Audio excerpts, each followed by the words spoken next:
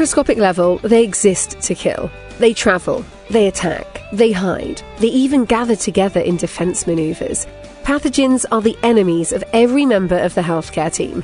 On Pathogens and PPE, we give you the tools you need to fight these threats and win. So sit back, tune in, and let's make these microbes tremble at the sound of your name.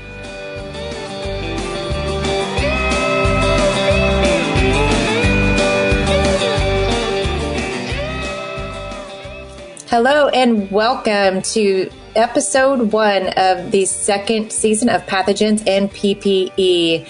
We are diving into everything about soil transport today. I am joined by my co-host, Nick Day, and 4 amazing guests. Stay tuned and we'll be right back after a word from our sponsors.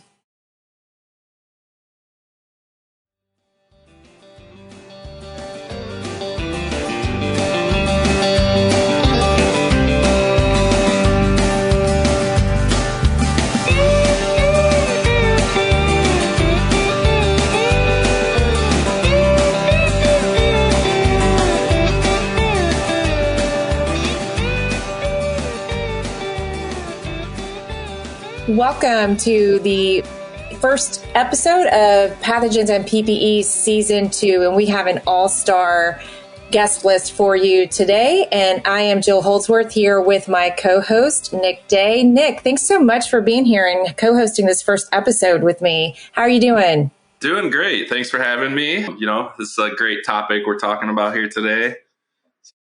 Awesome. Why don't you tell everybody who you are, what you do, and how long you've been in the industry? All right. So yes, as you alluded to, my name is Nicholas Day.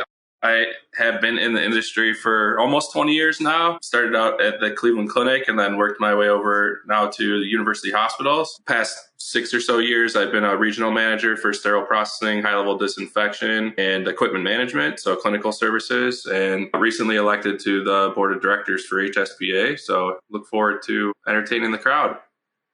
And congratulations on the board of directors. I know we're all really excited to see what you do there. Thank you. All right. I'm going to start around with our 4 guests and ask them to answer the same thing. I'm going to start with Rebecca.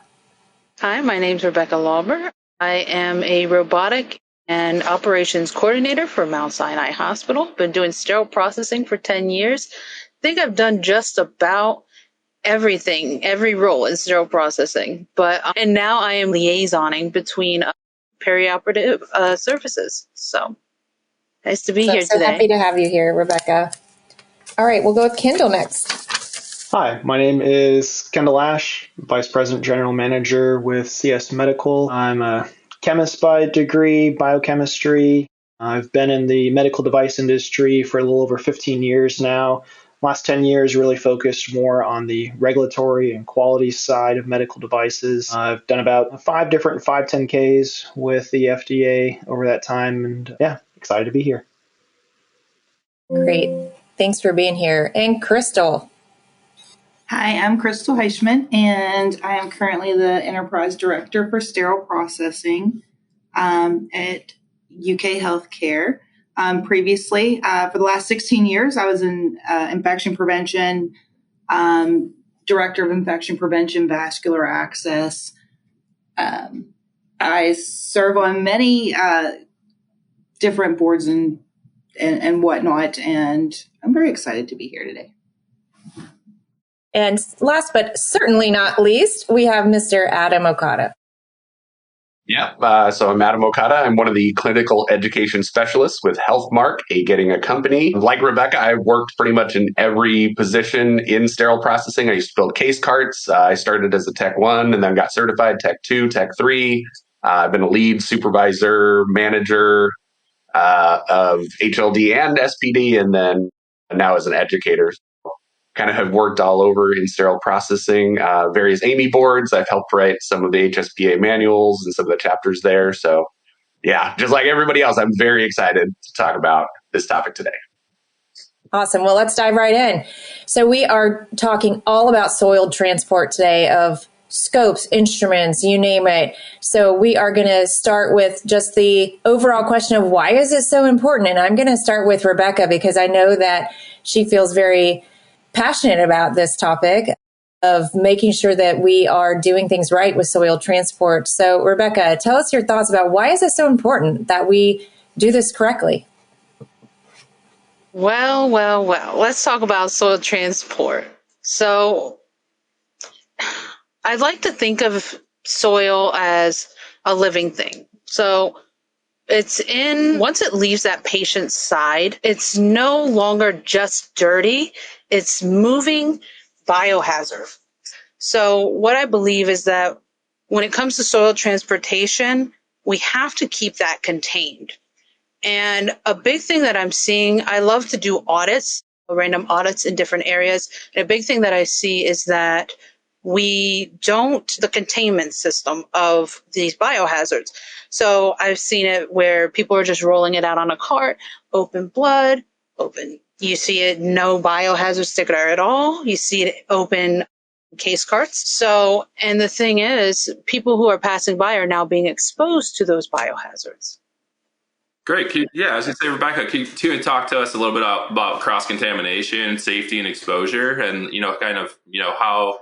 what you've seen with, how you segregate those things with routes? So this is something that I love to talk about, because when it comes to some hospitals, they have dedicated systems and dedicated hallways and dedicated elevators, and yet we still use them improperly. So when I'm talking about cross-contamination, I'm not just talking about what we know as like from dirty to clean.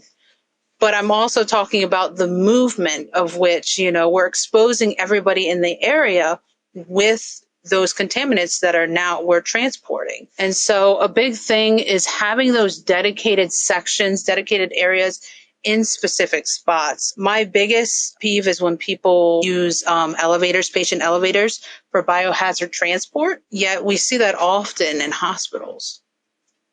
So, Crystal, I want to throw this one to you as the IP in the group.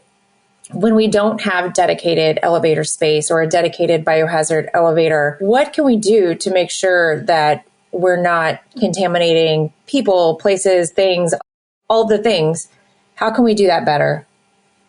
So what we can do is, of course, in the infection prevention world, is do a risk assessment to look and see what the best transport mode is or where we can go. Usually we try to find an elevator that's further away so that we can dedicate that toward more of the dirty or the service related transport.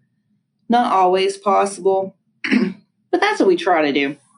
And then, of course, if we can't do that, then we try to time or do blocks of time for different transports. And then hopefully we're able to clean in between those blocks. It's not easy when there's not dedicated areas, but it can work if everybody's on the right page. And talking about times, and I'll throw this to Adam. I know you've probably seen a lot of different things since you've worked everywhere. What would you say are best practices versus probably what you've seen before about transport times of these soiled carts when maybe they're not in the OR, right across from SPD or close to SPD, say ED, women's health, other places where maybe they sit for a day? But what would you say you see and what you should see?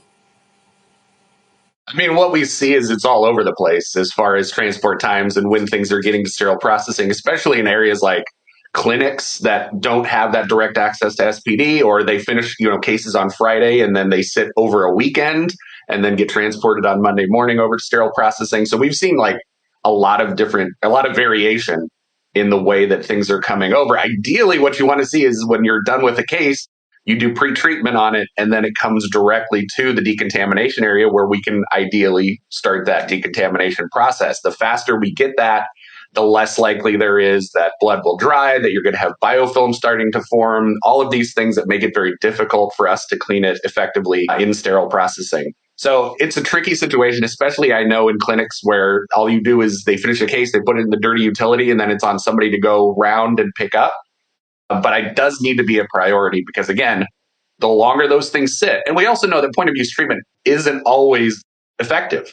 If they're spraying it the way they should and using the right amounts and like copious amounts of pre-treatment, then great. But a lot of times they just squirt it once or twice and then, close it up and leave it there. And that's where we'll see blood start to dry, and it makes it more difficult. So ideally it's right away.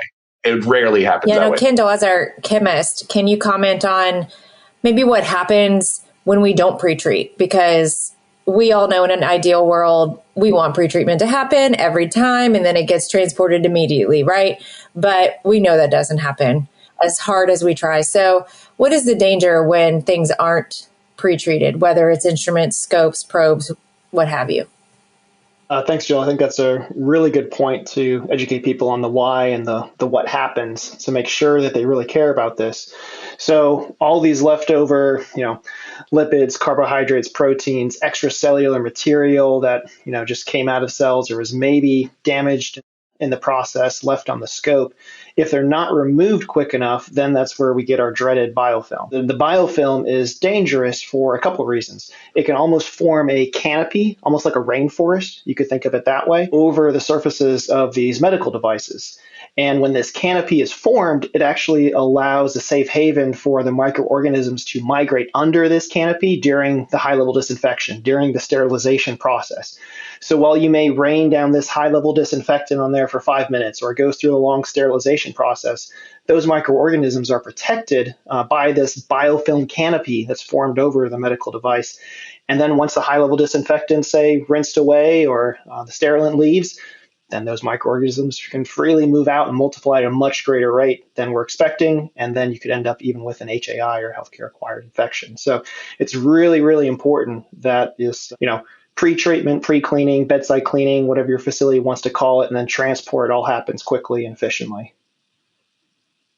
That's actually a really cool analogy, a rainforest with the high-level disinfectant being the rain and can't get there. It's actually, I've never heard that before. That's really great. All right. So let's move on to what are the actual regulations. And I'm going to start with Adam because he's Mr. Regulation and Standards himself. So Adam, what do we see as far as what the standards and regulations are actually telling us that we have to meet in terms of transport of these items? I mean, there's two main things that you're going to look at. The first one is the OSHA bloodborne pathogen standard. So exposing staff and patients and the environment to contamination, like Nick said, that cross-contamination of the environment. That's the first thing you need to look at is that OSHA bloodborne pathogen standard and make sure that you're following what it says in there. And the other one is the AAMI ST 79 or 91 if you're doing flexible scopes, which all kind of echo and point to the OSHA document. But they talk about the fact that you need to label it. It needs to be labeled either in a red bag or with a biohazard label, and then a puncture-resistant, leak-proof on the sides and bottom. Basically, we don't want anything to be able to escape that transport container. So that's really what the standards and regulations are really talking about. Elaborating on that, as far as transportation, and like the DOT hazard materials, guidance documents and standards. What type of stuff have you seen as far as training for couriers and logistics teams and the importance around that? I mean, I've never seen a training program for couriers. I think there definitely should be, because if they are transporting things off-site, and we're seeing, Europe, I think, is like 60% off-site processing, and we're moving in that direction here in the U.S. We're a little bit slow to adopt it, but we're definitely going to start to see that a lot more. So there should be. And the new TIR document talking about external transport does talk about the need for training for couriers, bloodborne pathogen training to make sure they know how to handle these things, separation of clean and dirty. The transport vehicle that we're talking about should be some type of temperature control. We don't want things in 100-degree heat to just sit there baking. So all those kinds of things are stuff you have to talk about. And then external transport, I would definitely go. I think it's TIR 109. Do I have that right?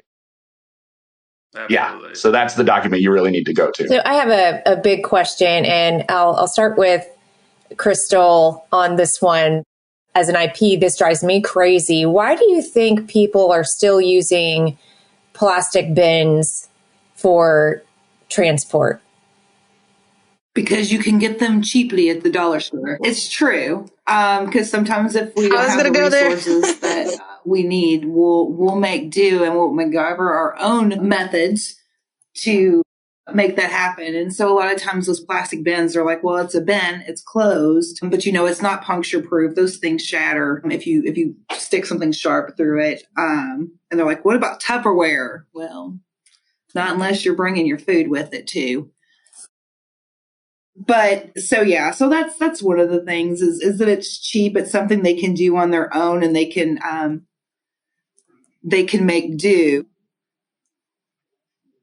And one of the other things I've found recently, I'm off topic for a quick second, is that on the case carts, and it's going to come back to the bins, but on the case carts, I've noticed that a lot of case carts, they're a little older, and they have their little slide back and forth that says clean, dirty, and not clean, biohazard. And so they kind of do the same with the bins. So it'll say dirty instead of biohazard. And according to our lovely regulations and our rules, it has to say biohazard. And that's one thing that we forget sometimes. And I just remembered that this week when I saw it. And I was like, hey, it says dirty. We teach that's biohazard. And they're like, no, it's not. So side topic. Those are great points. Kendall, I'm going to ask you this now about specifically our probes, our TEEs. What are you seeing that's unique to these items that we need to consider when finding a transport container? So I think there's a couple of things that are especially unique about TE probes versus, say, endoscopes or other sorts of medical devices. The T probe, the end part of it, the insertion shaft, will typically only be the part where there is the biofilm potentially building up, the hazards, the soils, whereas the handle, the electrical connector, typically pretty clean. And unlike endoscopes, the T probes aren't fully watertight, water sealed. So depending on the orientation of how you're transporting this T probe around, if it's got soils, liquids all on the insertion shaft, and you orient it improperly during transportation, you can cause severe damage to the T probe because water, soils can get into the handle, get into the electrical connectors. That can cause issues. The second part is T probes are very fragile in a couple different places. Most people know about the tips where the actual ultrasound crystals are, but also the shafts of the T probes have lots of wires running along them. And if you bend those wires, say, less than a 12-inch diameter, then you're actually going to start damaging those wires slowly over time. So you might be losing image quality that you don't realize. It's kind of like a slow change. And then you start having cloudiness in images, and you're not exactly sure what you're reading or not reading. But it's because you're maybe trying to force it into one of these Rubbermaid containers or other things and transporting them through, not realizing the damage you're doing. So I think this comes back to, podcasts like this and other training sessions of the why. Once we really start educating people on the why are we transporting it this way? Why is the need? Why do we need to, do this to, protect the patient, protect people walking by, and protect yourself as the operator that's actually carrying this? I think that's where the key is. Yeah, it's a great point, Kendall. I think also, putting like, that financial aspect on the back end of it too, how much these things cost, if we're going to, damage a probe end, these things are upwards of $20,000+ plus. So I think, making sure that piece is stressed as well as conditions of participation with regulatory. I don't know if Rebecca or Crystal have experience with the TE probes. If you want to elaborate on, how, if you transport these, yes, just internally or externally, but what kind of documentation and processes do you have for your department to kind of ensure this process is, get looped? Yeah, so I have quite a bit of experience with TE probes and reprocessing. First, I'd like to know, Kendall or Rebecca or anybody, what are your thoughts on the long tubes, the transport tubes? The plastic ones that sometimes they use to leave the probes on the side of the ultrasound machine? I personally am not a fan of those. I've done many rounds. I never see them really cleaned. And even when I do get them, I do see, I've looked up IFUs and they're not even being cleaned with approved cleaners. So that's a massive concern for me when I think of regulatory stuff. So I'm not a personal fan of those tubes that are on the side. I don't know what Kendall thinks. Yeah, I think for those exact same reasons you're mentioning, Rebecca, the tubes are, they're at least a meter long. It's really hard to try and get a proper, wipe or low level disinfectant into there. God forbid somebody puts a actual dirty probe into one and then trying to clean out one of those tubes that you can't reach an arm into. You got to use some sort of pole or something to clean out those tubes. It'd be much better to have a case specially designed to hold these probes, keeping the handle, electrical connector away from the shaft. So we used to use those as a single use clean dirty and then toss. I wasn't a big fan of them because I don't like leaving probes on the side of ultrasound machines. But for transport, we transport those similar to the flexible scopes, making sure that they aren't coiled tightly, that they're kind of free. At one point, we also ended up installing hooks on the side of the TE probes to keep folks from dropping them in the sinks because they crack. And like it was said, they are about $20,000 to replace. And I think it's $150 a day for a loaner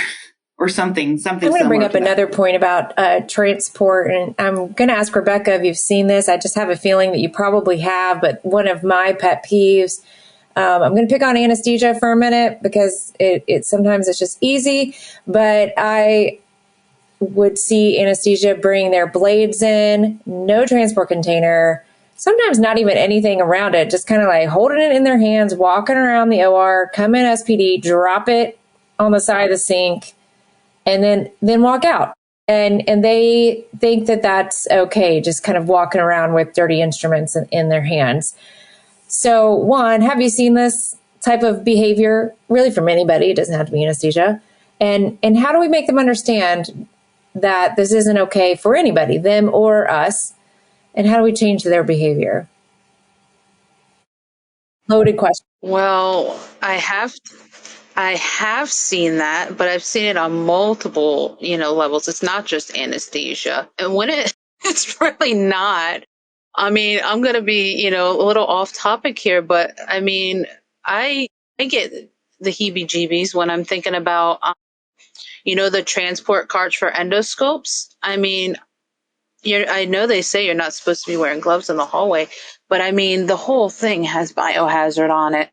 And depending on what the hospital is using, are they using the biodegradable containers or the hard plastic containers? So when I'm thinking about this particular situation where you're just handling something that was just used on a patient, some like without gloves, some with gloves, no containers, I like to educate. That's the biggest part of this role. If we're not doing education within the departments, then we're doing a disservice, really. So what I do is when I see something, I speak on it in the moment, and then I hold an education session. There's no harm in that. But what I like to do is bring all of the departments in, because just speaking to one department isn't educating everybody on the processes at hand. So I bring all multiple departments in. I love that, Rebecca. And honestly, I'd love that we have some IPs on this, because that's who I go to. If I'm having trouble with endo or anesthesia or any of these other departments that are just not transporting or not understanding point of use treatment and why it's important, I bring IPs in, because for whatever reason, when they talk to a sterile processing manager director, maybe they'll listen. Sometimes they do. But if their IP is there and saying, no, this is something that needs to happen, this is a survey risk, this is a problem, then all of a sudden they can get on board. So yes, education, but I also obviously, like bringing in the that IPs answer. as well. So it's my favorite answer, obviously. Yes. I thought you would. I thought you might. But when we all work together, it is much easier. And sometimes the IPs have a different relationship with some of these other departments than sterile processing does, or maybe we're just more comfortable talking with some of the surgeons or some of the anesthesiologists, or we just don't care if they push back because we're just going to tell them you have to do it. So yes, doing partnering is always best. So I love this topic. Thank you all. Crystal, did you have something? And with transporting, and Rebecca brought up a really good topic, because I just had this conversation the other day about transporting with PPE in the hallways. It's a very hard sell either way. So the way I usually explain it with not wearing gloves when we're transporting like our carts and containers and things like that, We say, please wipe it down with a disinfectant prior to transport. But the other thing is when you're wearing gloves in the hallway and you're touching everything along the way, not once are we doing hand hygiene. So we're touching elevator buttons, we're touching this. So whatever was potentially on that container is now down the hall and upstairs or vice versa. And then whatever was upstairs is now downstairs. And so it is really hard to educate on that piece of it because we're thinking in our mind, we want to wear our gloves because we're touching something dirty. But on the same token, we're not taking into account we have to wash our hands when we're touching other things along that route as well. So big conversation we had during our soil transport. And this is never a popular comment, that wearing gloves in the hallway is very selfish because you're only thinking of protecting yourself, but you're really putting everyone else that comes behind you or in contact with you in harm's way because of all the things that you're touching and spreading things to. Because just like you said, Crystal, you're not doing hand hygiene before you touch elevator buttons and doorknobs because you're protected. Why would you? So you're just kind of selfishly touching everything. I have one last question before we start to close, and any of you can choose to answer this, but we see surveyors more commonly now focusing on clinical floors, so nursing floors, figuring out how can we make sure soil transport is compliant from the clinical floors to sterile processing or wherever reprocessing happens. So how can we make sure this is happening as well? Start. So what I've had to do in the past is limit on the floors where we're doing, or evaluate and then limit where we're doing bedside procedures, where we're taking instrumentation. Usually you'll see it in the ICUs because sometimes they're doing bedside procedures, your ER, or they might do hand procedures or, real quick, or airway things. So one, limiting and then educating those specific areas as well as rounding and doing periodic audits is really helpful just for them to understand that whole process. We make sure there's signage up so they understand the point of use, cleaning, step-by-step instructions. Because if you don't do it a whole lot, it doesn't really register to do it. Also, when our friends, the surveyors, come in, they can look at the sign and read word for word the process and walk them back. Do you get a sense that it's kind of like a cultural norm in your organization then from the everything that you've reinforced? About the, standardized policies and training integration with, the clinical teams. In my previous facility, yes, we did make that the norm. And it took a long time to get there, though, because we had a lot of ICUs in different procedural areas. So it did take time. And earlier we were talking about, our blades for airways. And so then we had to threaten to go fully disposable. And so it took a couple years to get everybody on board and continuous education and making sure all those areas had red bins and we had a way to switch those out. Yeah, it's great though. But eventually it worked. Because, it just took a minute. Listening in, this can't happen overnight, right? It's got to be a cultural build up to it, and a lot of multidisciplinary teams coming to the table. IP, as we alluded to on the other questions, this is a lot of vendor partners coming in and in-servicing on products that they have that can help solve these issues, and clinical teams, the IPs, the sterile processing, reprocessing teams, high-level disinfection teams. But I think, just as we're starting to close, I think the AAMI standards that have come out, is a really good starting point for a lot of people that may not have a great process in place to help develop and, implement some new policies and, guidelines for themselves. I just wanted to add something on this though, because survey readiness, I love survey readiness. And the thing that Jill's like, I'll talk about survey readiness all day long. So I think when it comes to this kind of stuff, because I know we're talking about soil transport, but I want to pull us out and just remember that I feel noncompliance isn't about people not caring. It's about habits that are formed under things like pressure, right? So when people fall under pressure, they start to form habits that we might not, want to happen, but they happen out of what they feel is necessity, right? So when I'm thinking about clinic floors and getting them on board, just like Crystal said, do those rounds, do those joint roundings, whether it be with infection prevention, SPD, have those open dialogue and open conversations. So when they see what those surveyors are going to see, the open bin, the clean elevator, the dirty elevator, it's all going to click together. Instead of it being a kind of like a point out process, it's more of working together and hearing each other out. I love walking processes because then it helps me understand what are the roadblocks for those teams or that particular individual in their particular role. That's great. And I will add just one tidbit here is start with places like your ED, your women's health areas, places where you don't think that they might have instruments or probes or all of these things, because that's where things tend to hide and die. And you start opening up soiled rooms, you'll find random instruments just laying on countertops. You'll find probes that have been broken and are just hanging on the sides of carts. So start to really dig around in some of those areas, and you'll find a lot to keep you busy for quite some time. All right, as we start to close here, I'm going to ask all four of you to give the listeners one thing that they can go and do in their facilities to improve their processes today, whether it's assessment, whether it's improvement of the actual process, whether it's products, something that you guys want to give the listeners that is an actionable step that they can go and do today. And Adam, I'm going to start with you.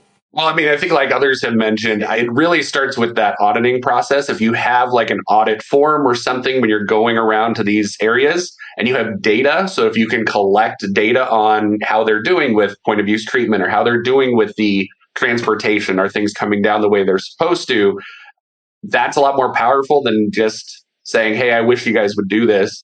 But it's not really powerful unless you have something to back it up. So I think that starts with auditing and then having that data that you can come to them with.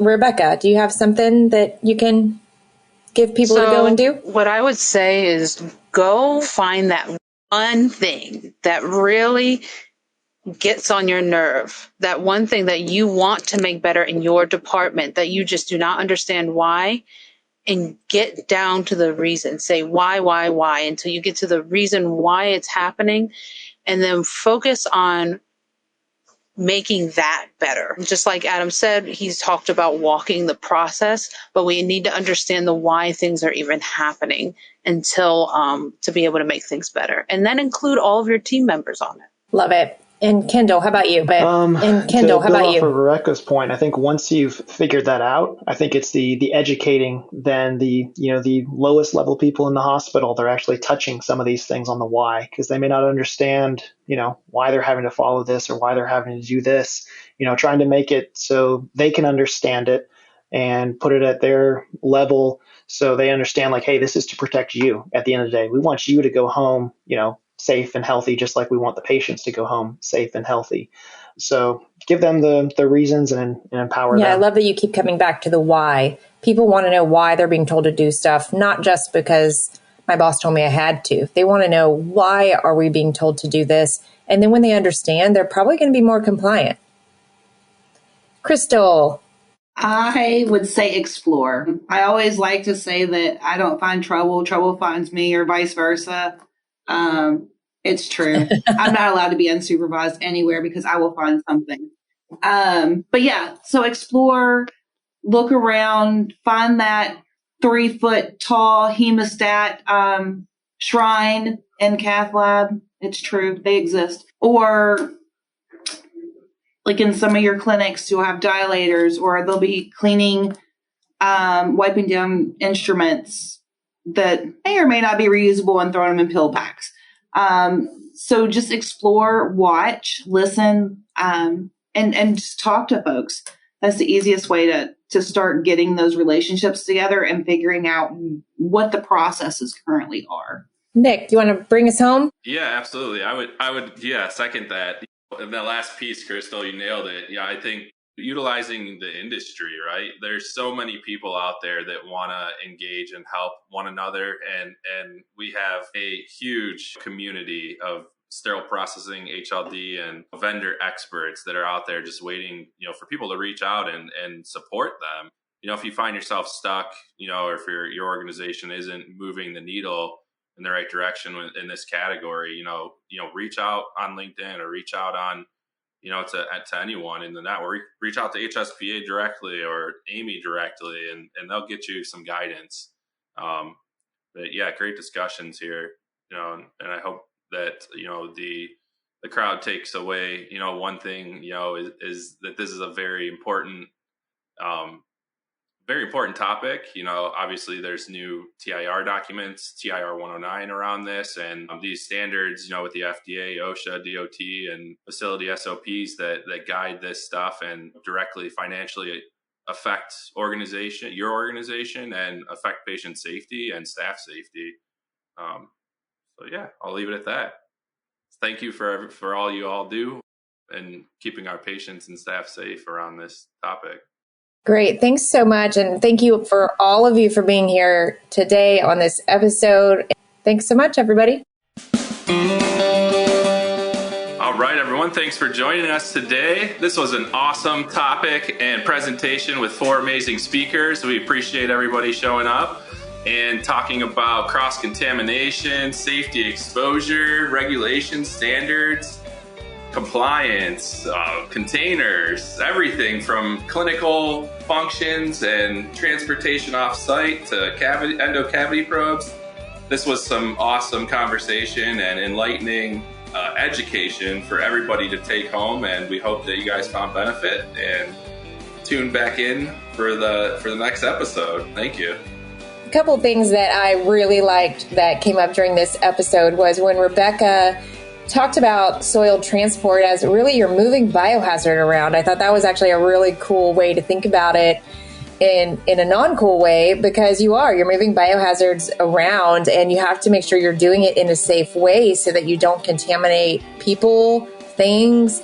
And Crystal touched on how IPs should really be doing risk assessments when there's a question about elevators or routes to take. And Adam mentioned there was a really need for training for couriers and probably a lot of people on how we transport all of these things. But that is a real need right now. And Kendall's analogy about biofilm being a rainforest, I just loved that. And I'm probably going to steal it and use it from now on. But what a fun episode. So many great things that you can go and do right now in your facility. And I hope that everybody can take away a little bit of something and go improve it in your hospitals, your clinics, your SPDs. Join us next time for episode 2 of the Pathogens and PPE podcast, and keep fighting dirty, and don't forget to wash your hands.